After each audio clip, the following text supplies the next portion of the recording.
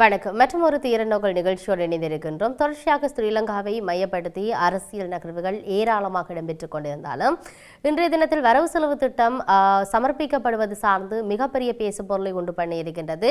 இந்தந்த அளவுக்கு எவ்வளவு ஒதுக்கப்பட்டிருக்கு, அபிவிருத்திகளுக்காக ஒவ்வொரு மாவட்டங்களுக்கான ஒதுக்கீடுகள் என்ன, ஒவ்வொரு துறைகள் சார் அபிவிருத்திகளுக்கான இல்லாட்டி அரசாங்க ஊழியர்களுக்கான வைத்தியத்துறை சார்ந்திருக்கக்கூடிய அந்த நிதி எவ்வளவுக்கு ஒதுக்கப்பட்டிருக்கின்றது என்பதுதான் மிகப்பெரிய கேள்விகளாக இருக்கிறது. அது சார்ந்தான வாத பிரதிவாதங்கள், அந்த வரவு செலவு திட்டம் சமர்ப்பிக்கப்படுகின்ற அந்த விடயங்கள் சார்ந்தெல்லாம் நிறைய நகர்வுகள் வெளிவர காத்திருக்கின்றது. ஆகவே அவை சார்ந்து பார்க்க வேண்டிய தேவை இருக்கின்றது. நிதி திட்டமிடல் மற்றும் பொருளாதார அபிவிருத்தி அமைச்சராகிய ஜனாதிபதி அனுரகுமார திசாநாயக்க இந்த வரவு செலவு திட்ட உரையை சமர்ப்பிப்பார் என்று சொல்லப்பட்டிருக்கிறது. அதுக்கிணங்க ஒதுக்கீடு சட்டம் மூலம் தொடர்பான வரவு செலவு திட்ட விவாதம் நாளைய தினம் முதல் டிசம்பர் மாதம் 5ஆம் தேதி வரை நடைபெற உள்ளதாக நாடாளுமன்ற தொடர்பாடல் திணைக்களம் சொல்லி இருக்கின்றது. வரவு செலவு திட்ட 2ஆம் வாசிப்புக்கான வாக்கெடுப்பு நவம்பர் மாதம் 14ஆம் தேதி வெள்ளிக்கிழமை மாலை 6 மணிக்கு நடைபெறும் என்றும் அறிவித்திருந்தார்கள். வரவு செலவு திட்ட 3ஆம் வாசிப்பு அல்லது குழுநிலை விவாதம் நவம்பர் மாதம் 15ஆம் தேதி முதல் 17 நாட்கள் இடம்பெற்ற பின்னர் வரவு செலவு திட்ட 3ஆம் வாசிப்புக்கான வாக்கெடுப்பு டிசம்பர் மாதம் 5ஆம் தேதி நடத்தப்பட இருப்பதாக சொல்லி இருக்கிறார்கள். வரவு செலவு திட்ட காலப்பகுதியில் அரசாங்க விடுமுறை நாட்கள் மற்றும் ஞாயிற்றுக்கிழமைகள் தவிர்த்து மற்றைய ஒவ்வொரு நாளும் வரவு செலவு திட்ட விவாதம் நடைபெற இருப்பதாக நாடாளுமன்ற தொடர்பாடல் திணைக்களம் சொல்லி இருக்கின்றது. 2026ஆம் ஆண்டுக்கான அரசாங்கத்தின் மொத்த செலவு ரூபாய் 4434 பில்லியன் ஆகும். எதிர்வரும் ஆண்டுக்கான ஒதுக்கீட்டு சட்டமூலத்தில் அதிகபட்ச நிதி ஒதுக்கப்பட்டுள்ளது நிதியமைச்சருக்கு என்பது இங்கே நாம் சொல்லக்கூடியதாக இருக்கிறது. அதன் பெரும்பாலும் ரூபாய் 634 பில்லியன் ஆகும் என்ற விடயம் இங்கு பதிவாகி இருக்கிறது.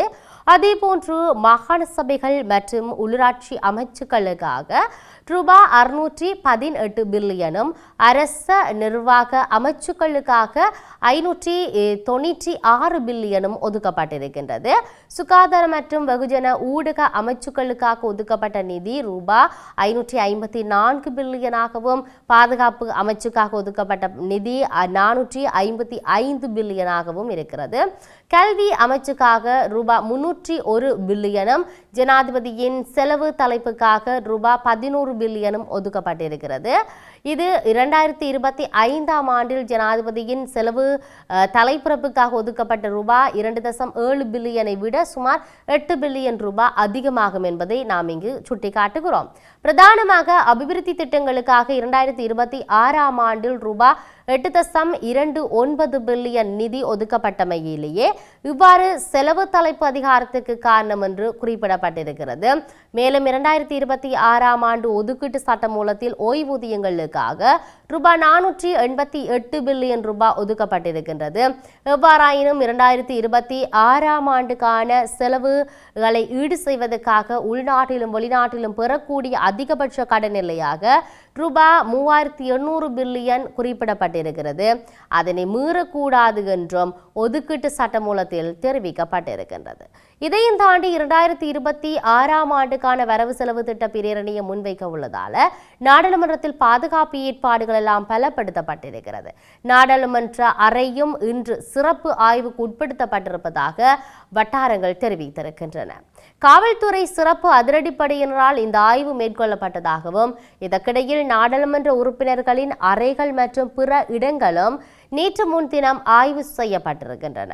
மாகாண சபைகள் மற்றும் உள்ளூராட்சி அமைச்சுக்களுக்காக ரூபாய் 618 பில்லியனும் அரசு நிர்வாக அமைச்சுக்காக ரூபாய் 596 பில்லியனும் ஒதுக்கப்பட்டிருக்கின்றது. அதேபோன்று பாதுகாப்பு அமைச்சுக்காக ஒதுக்கப்பட்ட நிதி 455 பில்லியனாக காணப்படுகின்றது. எதிர்வரும் 2026ஆம் ஆண்டு வரவு செலவு திட்டம் சுகாதாரத்துறையில் நிலவக்கூடிய பிரச்சனைகளை தீர்ப்பதற்காக முன்னேற்றப்படியாக இருக்கின்ற வைத்தியத்துறைக்கு நம்பிக்கையை தருவதாக இந்த நிதி தொடர்பிலான பல நடவடிக்கைகள் முன்னெடுக்கப்பட்டிருக்கிறது. சுகாதார அமைச்சரும் தேவையான நடவடிக்கைகளை எடுப்பார்கள் என்பதில் தான் உறுதியாக இருப்பதாகவும் இந்த விடயம் சுட்டிக்காட்டப்பட்டிருக்கிறது. சமூக மற்றும் அரசியல் நெருக்கடிகளுக்கு மத்தியில் கூட இலங்கையின் சுகாதார சேவைகளை பேணுவதன் முக்கியத்துவத்தை உலக சுகாதார ஸ்தாபனத்தின் அதிகாரிகள் வலியுறுத்தியிருப்பதாகவும் தேசிய சவால்கள் பிரச்சனைகள் இருந்த போதிலும் சுகாதார ஊழியர்கள் தங்கள் கடமைகளை தொடர்பார்கள் என்றும் எதிர்பார்க்கப்படுவதாகவும் தெரிவிக்கப்பட்டிருக்கிறது. சுகாதார ஊழியர்கள் பரந்தளவிலான சேவைகளை வந்து வழங்கினாலும் சமூக ஊடகங்கள் பெரும்பாலும் பிரச்சனைகளில் மட்டும் கவனம் செலுத்தி அவர்களின் பரந்த பங்களிப்பை புறக்கணிக்கின்றன என்றும் சுட்டிக்காட்டியுள்ளார். இருப்பினும் நாட்டில் நிலவும் தற்போதைய சூழ்நிலை காரணமாக பல சுகாதார நிபுணர்கள் வெளிநாடுகளுக்கு குடிபெயர்ந்து வருகிறார்கள் என்றும் இந்த பிரச்சனைக்கு அவசரமாக தீர்வு காணப்படாவிட்டால் சுகாதார நெருக்கடி மேலும் மோசடையும் என்றும் சொல்லப்பட்டிருக்கின்றது, எச்சரிக்கை விடுக்கப்பட்டிருக்கிறது. இந்த விடயம் இருக்கின்றது.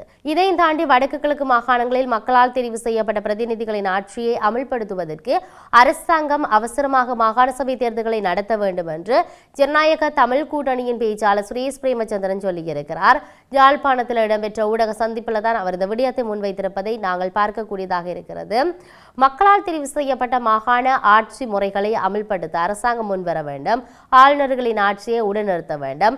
எல்லை நிர்ணயத்தில் உள்ள சிக்கல்களை தீர்த்து மாகாண சபை தேர்தல்களை நடத்துவதற்கான ஏற்பாடுகள் முன்னெடுக்கப்படுவது அவசியம். இவற்றை செய்யாமல் தேர்தலை இழுத்தடிக்கும் எண்ணத்தில் அரசாங்கம் செயற்படுத்துவதாகவே எண்ண தோன்றுகின்றது என்ற விடயத்தை சுரேஷ் பிரேமச்சந்திரன் பதிவு செய்திருக்கிறார். தமிழ் அரசியல் கட்சிகள் அனைத்தும் கூட்டமைப்பாக செயற்படுவதற்கு கோரிக்கைகள் விடுத்துள்ளமை வரவேற்கத்தக்கது.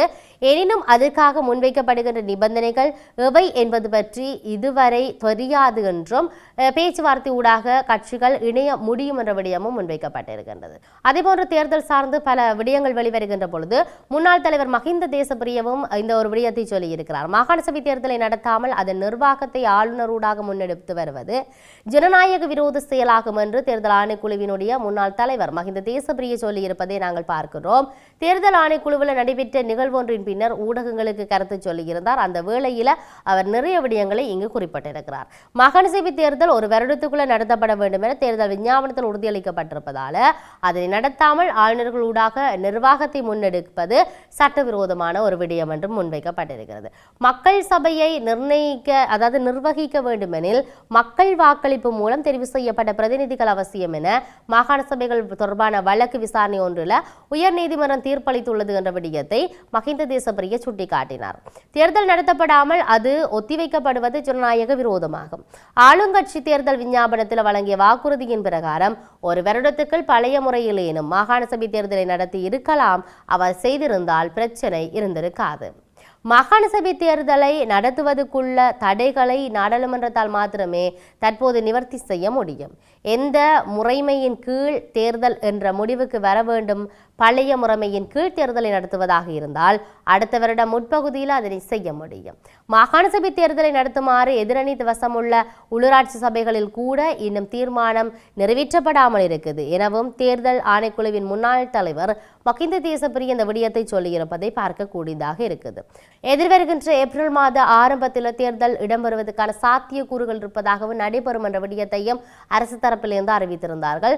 இருப்பினும் இந்த தேர்தல் சார்ந்து பல பேர் பலவிதமான விமர்சனங்களை சொல்லிக் கொண்டிருந்தாலும் ஒருவேளை தேசிய மக்கள் சக்தி அரசாங்கம் தங்களுடைய இருப்புகளை தக்க வைத்துக் கொள்வதற்காகவும் பல அழுத்தங்களுக்கு மத்தியில்தான் மாகாண சபை தேர்தலை வைப்பதற்கான ஏற்பை ஏற்றுக்கொண்டார்களா, அனுமதி ஓம் என்று சொன்னார்களா என்கின்ற பல விடயங்களை கேட்க தோணுகின்றது.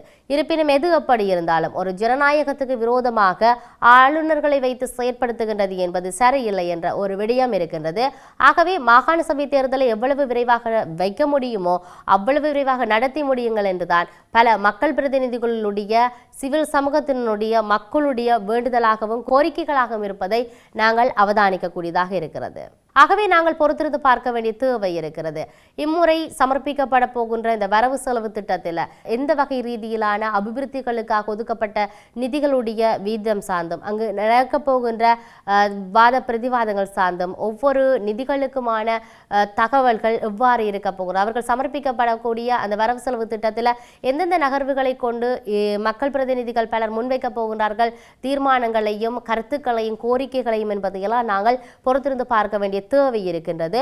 மற்றும் ஒரு தீர நோக்கலூடாக சந்திப்போம். வணக்கம்.